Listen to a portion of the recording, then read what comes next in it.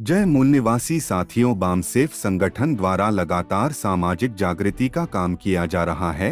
वर्तमान समय में बामसेफ में लोगों का जनसेना बढ़ते जा रहा है। ऐसे ही बजरंग दल के पुराने ओबीसी कार्यकर्ता ने बामसेफ के मंच पर आकर किया बड़ा खुलासा। आइए देखते हैं इस ओबीसी युवा की आंख खोल देगी यह स्पीच।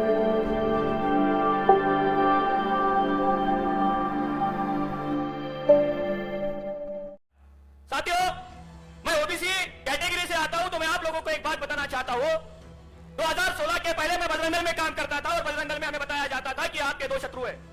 नंबर एक, आपका अगर कोई शत्रु होगा तो वह धार्मिक शत्रु मुसलमान है, और नंबर दो, आपका अगर कोई शत्रु होगा सामाजिक शत्रु तो यह नीले झंडे वाले लोग हैं। ऐसा क्यों है? तो उन लोगों ने हमारे ओबीसी समाज के लोगों में यह प्रचार किया कि डॉक्टर बाबा साहब आंबेडकर ने जो संविधान लिखा हुआ है वो संविधान केवल SC/ST के लोगों के लिए, ओबीसी के लिए नहीं है। और जब हम स्कूल में जाते थे तो स्कूल में जाने के बाद में साथियों, हम जब स्कूल में बैठे रहते थे तो हमारे टीचर भी हम ओबीसी के होने के कारण 2 चावल के पैकेट देते थे और SC के लोगों को 4 चावल के पैकेट देते थे। और ये देने के बाद जब हम घर जाते थे और घर जाने के बाद में अपने माता पिता से कहते थे कि ऐसा क्यों है, उसको 4 पैकेट दिए जाते हैं, हमें 2 पैकेट दिए जाते हैं, तो हमारे माता पिता भी कहते थे कि बाबा साहब आंबेडकर जी ने उनके लिए करके रखा है, तुम्हारे लिए। लेकिन साथियों, बामसेफ की इस विचारधारा के कारण जब हमें इस बात का एहसास हुआ कि कोई मां अगर खाना बनाएगी तो पहले अपने बच्चों की सुविधा करती है, व्यवस्था करती है, लेकिन डॉक्टर बाबा साहब आंबेडकर जी ने संविधान लिखते हुए सबसे पहले हम ओबीसी को आर्टिकल 340 दिया, अपने लोगों की परवाह न करते हुए। साथियों, मैं ओबीसी कैटेगरी से आता हूं तो मैं आप लोगों को एक बात बताना चाहता हूं। 2016 के पहले मैं बजरंग दल में काम करता था और बजरंग दल में हमें बताया जाता था कि आपके 2 शत्रु है। नंबर एक, आपका अगर कोई शत्रु होगा तो वह धार्मिक शत्रु मुसलमान है, और नंबर 2, आपका अगर कोई शत्रु होगा सामाजिक शत्रु तो यह नीले झंडे वाले लोग हैं। ऐसा क्यों है? तो उन लोगों ने हमारे ओबीसी समाज के लोगों में यह प्रचार किया कि डॉक्टर बाबा साहब आंबेडकर ने जो संविधान लिखा हुआ है वो संविधान केवल SC/ST के लोगों के लिए, ओबीसी के लिए नहीं है।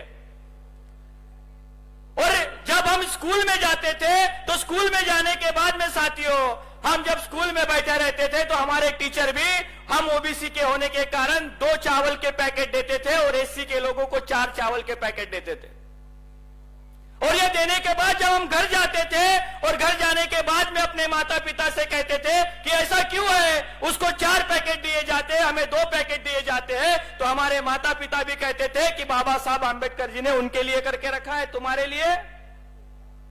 वह विषय काफी महत्वपूर्ण विषय है कि वर्तमान में हमारी जो समस्याएं है उस समस्याओं को अगर समाधान में हमें बदलना है तो हमें राष्ट्रव्यापी संगठन का निर्माण करना होगा। साथियों, आज वर्तमान में देखा जाए तो आज NCRB का रिपोर्ट है कि इस देश में प्रति दिवस 38 सुशिक्षित युवा बेरोजगारी की समस्या के कारण आत्महत्या कर रहे हैं। साथियों, 26 जनवरी 1950 के पहले हमारे समाज में शिक्षित, प्रशिक्षित अधिकारी और नेता वर्ग नहीं था, तब हमारा समाज आत्महत्या नहीं करता था। लेकिन आज वर्तमान में जो संविधान निर्माण डॉक्टर बाबा साहेब आंबेडकर ने हमारे लिए किया, और इस परिस्थिति में अगर वर्तमान में अगर युवा आत्महत्या कर रहा है, यह काफी हमारे लिए सोचने और समझने की महत्वपूर्ण बात है। ऐसा क्यों हो रहा है? लेकिन साथियों, बामसेफ की इस विचारधारा के कारण जब हमें इस बात का एहसास हुआ कि कोई मां अगर खाना बनाएगी तो पहले अपने बच्चों की सुविधा करती है, व्यवस्था करती है, लेकिन डॉक्टर बाबा साहब आंबेडकर जी ने संविधान लिखते हुए सबसे पहले हम ओबीसी को आर्टिकल 340 दिया, अपने लोगों की परवाह न करते हुए। यह आर्टिकल 340 से आज वर्तमान में हमारे समाज में शिक्षित, सुशिक्षित और अधिकारी वर्ग निर्माण हुआ, और यह वर्ग निर्माण होते हुए देखकर हमारे शत्रुओं ने जो LPG का एक्ट 1991 में लाया, उसके कारण वर्तमान परिस्थिति में एक बड़ी बेरोजगारी की खाई हमारे सामने नजर आ रही है। साथियों, हमारे माँ बाप अपने खून पसीने की कमाई अपने बच्चों को लायक बनाने के लिए करते हैं। वह अपने दिन रात एक करके अपने बच्चों को पढ़ाने का काम करते हैं, लायक बनाने का काम करते हैं, लेकिन वर्तमान व्यवस्था में बैठे हुए लोग उनको नालायक बना रहे। 2013 का UPSC का आंकड़ा है कि ओबीसी समाज के 314 IAS बच्चे जो कि कलेक्टर पद पर जाने चाहिए थे, 2014 में यह नरेंद्र मोदी की सरकार आती है और 314 बच्चों को बेरोजगार बनाया जाता है। आज आजाद भारत में ओबीसी की समस्या है।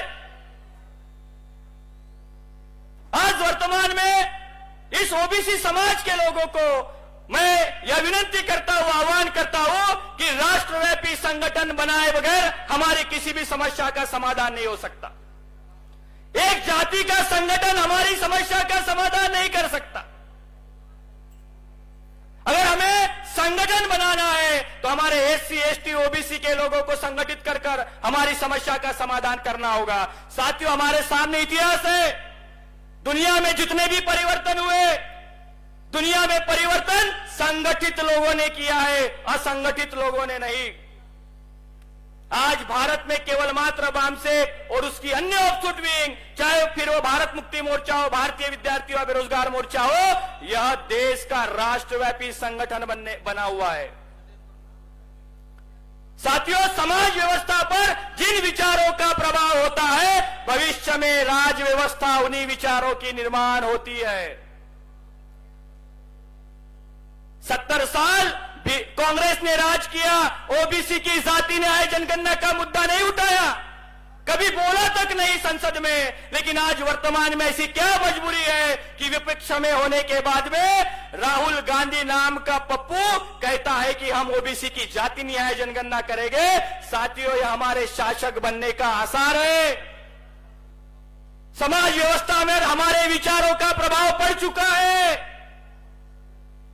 भविष्य में हमारी राज व्यवस्था निर्माण होने जा रही है, लेकिन उसकी पूर्व शर्त है, राष्ट्रव्यापी जन आंदोलन के प्रवर्तक माननीय वामन मेश्राम साहब कहते हैं कि आज वर्तमान में मुझे कोई भी आंदोलन करने के लिए कोई मेहनत करने की जरूरत नहीं पड़ी।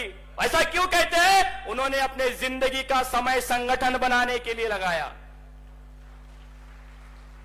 आज भारतीय विद्यार्थी युवा बेरोजगार मोर्चा, हम भी हमारे महापुरुषों का जो आंदोलन है, उस आंदोलन को सफल करने की दिशा में काम करेंगे।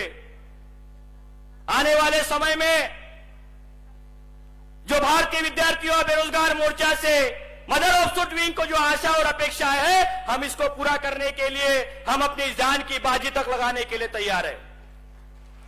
क्योंकि हम यह मान चुके हैं कि दुनिया का कोई भी संगठन हमारा मुक्ति का काम नहीं करेगा। दुनिया में बहुत संगठन है, देश में बहुत संगठन है, सारे संगठन यह डिमांड का आंदोलन चला रहे हैं। वामसेफ और अन्य ऑफशूट विंग यह कमांड का आंदोलन चला रहा है। हमारे महापुरुषों ने कमांड का आंदोलन चलाया, तब जाकर हम शासक वर्ग में तब्दील हुए, और शासक होने के बाद हमारी कोई समस्या नहीं थी। इसीलिए साथियों, यहां पर आए हुए सभी विद्यार्थी व बेरोजगार कार्यकर्ताओं से मैं आह्वान करना चाहता हूं कि कोई भी बड़ा परिवर्तन अगर आप करना चाहते हो तो हमें संगठित शक्ति का निर्माण करना होगा। आज के इस सत्र के उपलक्ष्य पर मुझे बात करने का मौका दिया, उसके लिए मैं सभी का आभार व्यक्त करता हूं। आप लोगों ने भी मुझे ध्यान से सुना, उसके लिए भी आप सभी का आभार व्यक्त करता हूं। पुनः इस नागभूमि में आप सभी लोग आए, इसके लिए आपका अभिनंदन करता हूं। धन्यवाद। जय मूल निवासी, जय भारत। जय मूल